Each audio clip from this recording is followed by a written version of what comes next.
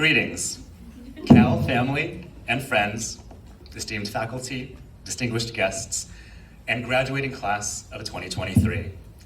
My name is Nguyen Pham. You may know me as Nguyen Pham.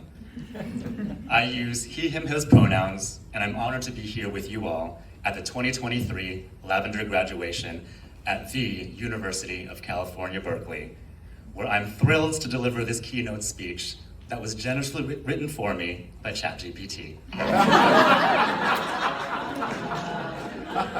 It's a joke, I'm kidding. No, I didn't. To address you today, I was invited by the team here at Cal, where I was an undergrad about 20 years ago. I know what you're thinking. Oh my gosh, Nguyen, how could that have been 20 years ago? You look so young. And thank you so much, I appreciate that. In honesty, with any luck, in the near future, I will get to turn 40, and I do look forward to that. For now, I'd like to take a quick step back and revisit my story as a student here at Cal. I was born into a family of Vietnamese refugees in Silicon Valley in the 1980s. And there I stayed all the way through high school, where I founded my school's GSA, which at the time was known as a Gay-Straight Alliance.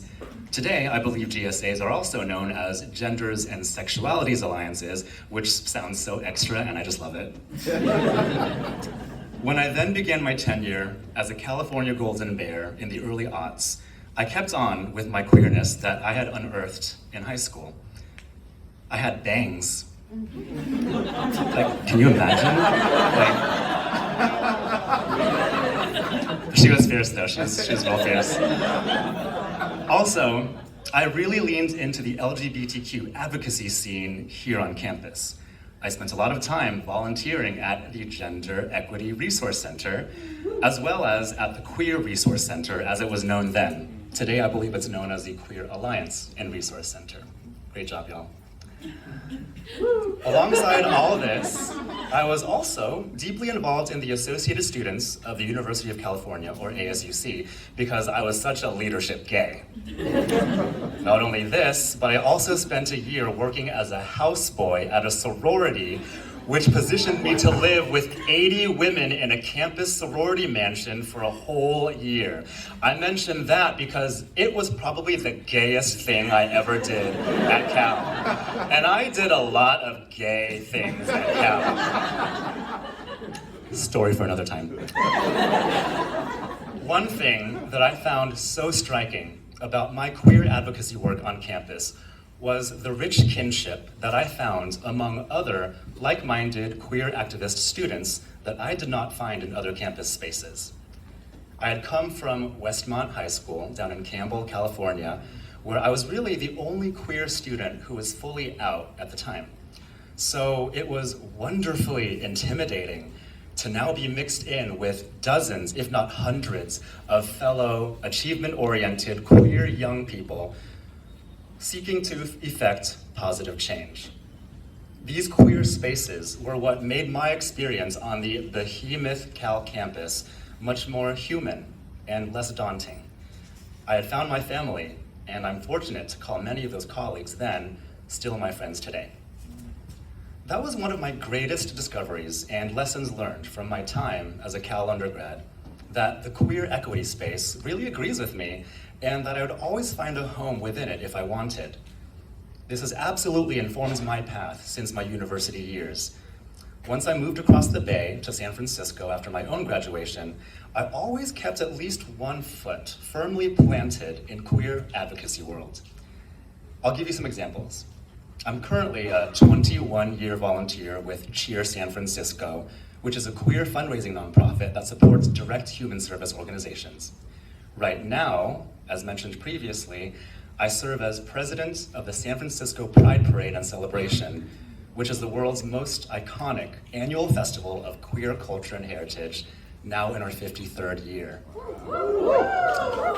I hope you'll come celebrate with me this next month. Hell yeah. By day, I work as the lead fundraising executive at Frameline, which is the world's first and largest queer media arts organization. And I'm currently the first ever openly queer trustee of the Mensa Foundation, which is a charitable organization committed to unleashing human intelligence for the benefit of humanity. Okay, so that last one isn't explicitly queer, but maybe someday. In short, I lead an unabashedly and unapologetically queer life. And I will be the first to admit that it is oftentimes difficult, frequently exhausting, always meaningful, and always fulfilling. Graduates, you've heard some of my origin story and about where I am today. So by now you might be thinking, Nguyen, what about the future? What about my future? Where do I go from here? How do I fit into the world ahead? First of all, don't speak to me in that tone. And as I was preparing these remarks, many in my circles recommended that I put my younger self where you all are sitting now and ask what Gaysian pearls of wisdom I would want to impart unto the Nguyen Pham of 20 years ago. I thought and I thought and I thought, and I kept returning to this idea of leading a life of love. I know that might sound fluffy and hollow, but hear me out. One of the greater things that I would tell my younger self is to love myself more. Yes, I was fortunate to have been raised in an aggressively loving family that was led by a miraculously loving mother. She's sitting right there, by the way.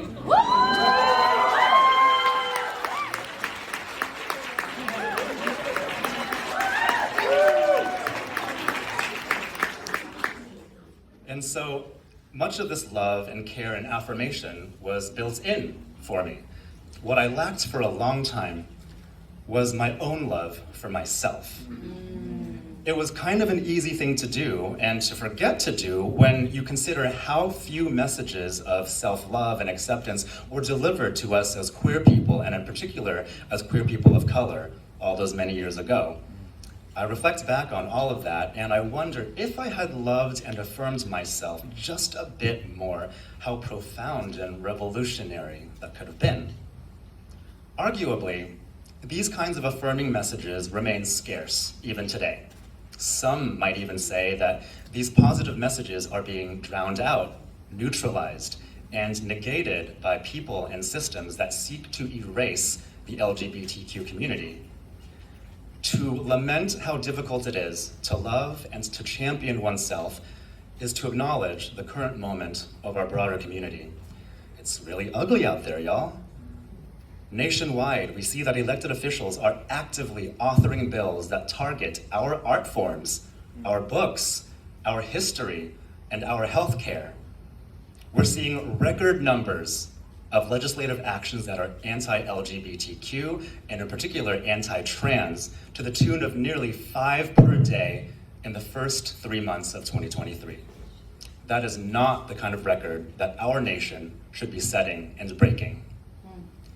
Because of this, it is abundantly clear that there are nefarious actors in every corner of our country who legitimately pose an existential threat to us as queer people.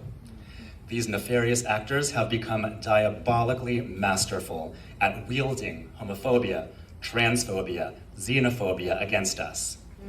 And it has occurred to me that if our opponents are going to so cavalierly weaponize hate, what if we, in turn, weaponize love? Here's what I mean. And I'll admit, part of this is inspired by the 2023 Best Picture Academy Award recipient, Everything, Everywhere, All at Once,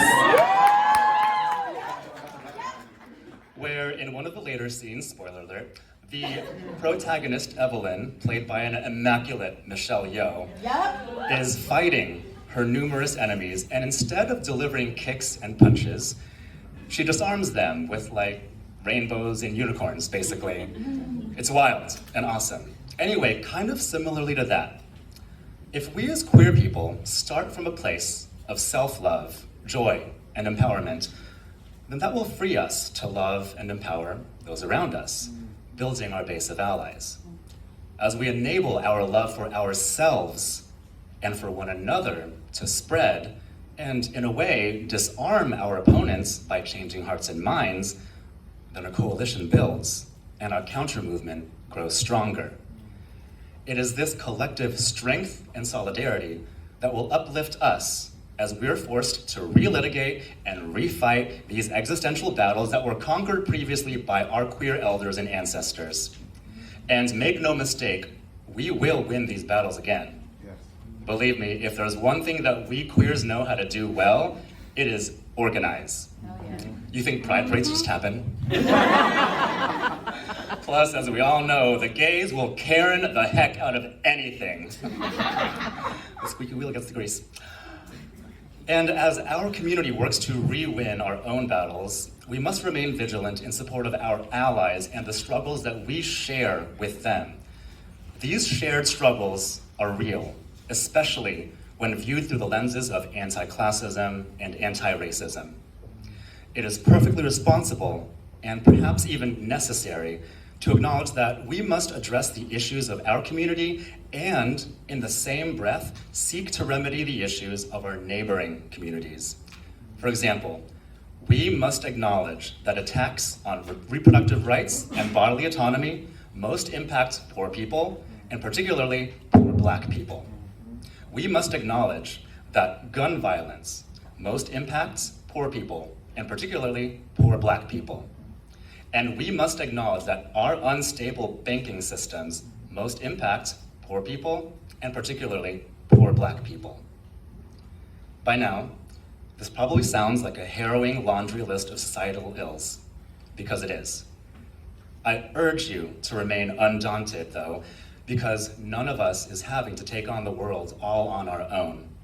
As queer people specifically, and as disadvantaged people broadly, we know the importance of banding together and achieving collaborative victory.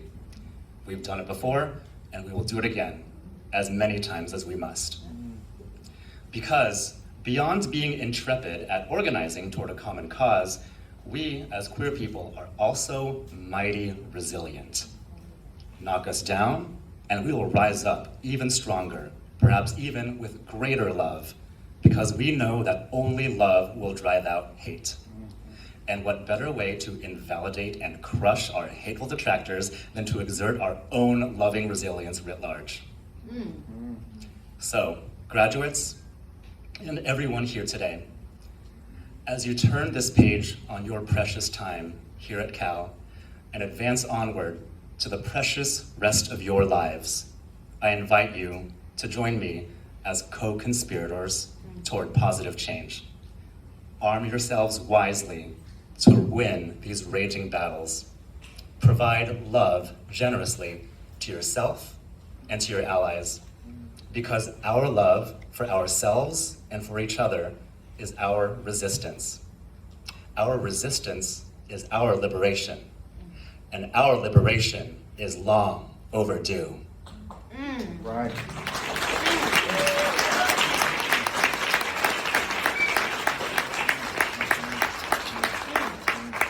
Class of 2023, congratulations.